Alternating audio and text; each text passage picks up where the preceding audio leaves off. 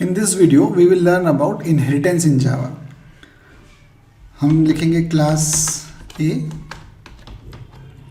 और इसकी एक सब क्लास बनाएंगे। इनहेरिटेंस क्रिएट करने के लिए जावा में एक्सटेंड्स कीवर्ड होता है। तो अगर हमें दो क्लासेस के बीच में रिलेशन क्रिएट करना है तो हमने लिखा क्लास A और फिर लिखा class B extends A।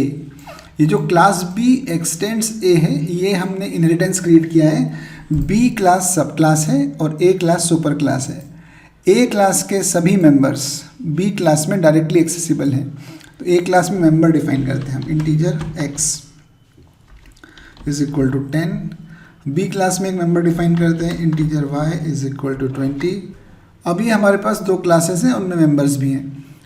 B extends A, B class in extension to A लिखी जा रही है, मतलब A में जितने मेंबर्स हैं वो सारे B में अवेलेबल हैं। उसके एक्सटेंशन में नए मेंबर्स Y भी डिफाइंड है। मतलब ये जो इंटीजर x इक्वल टू 10 लिखा हुआ है ये यहाँ पे अवेलेबल है, यहाँ लिखने की ज़रूरत नहीं, वो इनहेरिट होकर इस जगह पे आ चुका है और y उसका खुद का मेंबर है B का। तो इनहेरिटेंस क्रिएट करने के लिए एक्सटेंड्स कीवर्ड होता है। अगर B क्लास में x इनहेरिट होके आ गया है, इसका मतलब ये हो गया कि अगर हम B क्लास का ऑब्जेक्ट बना के x को यूज़ करें तो हम वो कर सकते हैं। हमने B क्लास का ऑब्जेक्ट बनाया, B क्लास के ऑब्जेक्ट से x को भी एक्सेस कर रहे हैं और y को भी एक्सेस कर रहे हैं, कहीं कोई एरर नहीं आ रही है। इस प्रोग्राम को अगर हम रन करेंगे तो b.x B क्लास का ऑब्जेक्ट x वेरिएबल को एक्सेस कर रहा है, मतलब अपनी सुपर क्लास के वेरिएबल जो इनहेरिट होके उसमें आया है उस x को एक्सेस कर रहा है 10। और b.y खुद का वेरिएबल y, इसकी वैल्यू 20, तो 10 प्रिंट हुआ और 20 प्रिंट हुआ। मतलब हमको क्लियर दिख रहा है कि इनहेरिटेंस हो रहा है। B एक्सटेंड से लिखने से A की सारी प्रॉपर्टीज़ B में इनहेरिट होके आ गई हैं। A की सारे मेंबर्स यानी सिर्फ x वेरिएबल है तो x इनहेरिट होके आ गया और खुद का वेरिएबल y अवेलेबल है। सेम चीज़ मेथड के साथ भी होगी। अगर मैं यहाँ पे एक फंक्शन डिफाइन करूँ तो वो फंक्शन भी इनहेरिट होके अंदर आएगा। हमने अब A क्लास में एक मेथड भी डिफाइन कर दिया, एक फंक्शन लिख दिया। तो मेथड m1 लिखा हुआ है, void m1, और उसमें लिखा है system.out.println in m1 of A। अगर हम A क्लास का ऑब्जेक्ट बनाएंगे तो A से डॉट करके x और A से डॉट करके m1 एक्सेस करेंगे। वो नॉर्मल है, किसी भी क्लास का ऑब्जेक्ट उसके मेंबर एक्सेस कर सकता है। पर हम B क्लास के ऑब्जेक्ट से x और m1 एक्सेस करना चाहते हैं तो B क्लास का ऑब्जेक्ट बना लिया, B क्लास के ऑब्जेक्ट से x एक्सेस किया, B क्लास के ऑब्जेक्ट से m1 कॉल किया। तो अगर हम B क्लास के ऑब्जेक्ट से m1 कॉल कर पा रहे हैं और ये मेथड चला देता है, रन हो जाता है, इसका मतलब B क्लास में m1 मेथड इनहेरिट होके आ गया। ये m1 मेथड A से इनहेरिट होके B में यहाँ पे अवेलेबल हो गया है, इसलिए B क्लास का ऑब्जेक्ट उसे कॉल भी कर रहा है।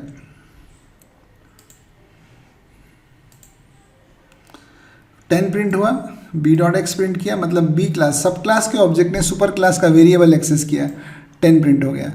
फिर सुपर सब क्लास का ऑब्जेक्ट सुपर क्लास के मेथड को कॉल कर रहा है, तो वो m1 मेथड मतलब B क्लास का ऑब्जेक्ट सुपर क्लास A के मेथड m1 को कॉल कर गया और इन m1 ऑफ A भी प्रिंट हो गया। फिर B से y एक्सेस किया, वो तो खुद का ही वेरिएबल है, y प्रिंट हो गया। तो इनहेरिटेंस मतलब एक्सटेंड्स कीवर्ड का यूज़ करके दो क्लासेस में रिलेशन क्रिएट करना। एक्सटेंड्स के पहले जो नाम लिखा है वो सब क्लास है, बाद में जो लिखा है वो सुपर क्लास है। सुपर क्लास के सारे मेंबर्स सब क्लास में डायरेक्टली अवेलेबल होते हैं। तो यहाँ पे y के अलावा x और m1 भी अवेलेबल है B क्लास में, इसीलिए B क्लास के ऑब्जेक्ट से x भी यूज़ हुआ, m1 भी यूज़ हुआ और ख़ुद के मेंबर तो कॉल होंगे ही।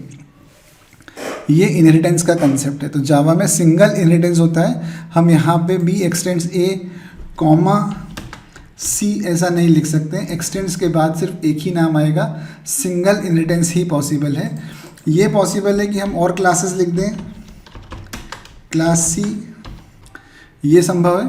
हम A की सब क्लास B की सब क्लास C, लेवल कितने भी हो सकते हैं, लेकिन किसी भी लेवल पे एक्सटेंड्स के बाद दो नाम नहीं आ सकते। मतलब एक क्लास की कोई दो सुपर क्लास नहीं हो सकती, एक क्लास की सिर्फ एक ही सुपर क्लास होगी। एक क्लास की कितनी ही सब क्लासेस हो सकती हैं, मतलब क्लास D लिखा, क्लास D, इसको हम एक्सटेंड्स करें A से, कोई प्रॉब्लम नहीं है। तो एक क्लास की सब क्लास B है, एक क्लास की सब क्लास B है, मतलब एक क्लास की कितनी सब क्लास हो सकती है, उसमें कोई दिक्कत नहीं है। हायरार्की कहीं तक भी जा सकती है, A से इनहेरिट होकर B बनी, B से इनहेरिट होकर C बनी, इतने भी लेवल तक हम जा सकते हैं, लेकिन कभी भी एक क्लास की दो सुपर क्लास नहीं होती, मल्टीपल इनहेरिटेंस नहीं होता है जावा में।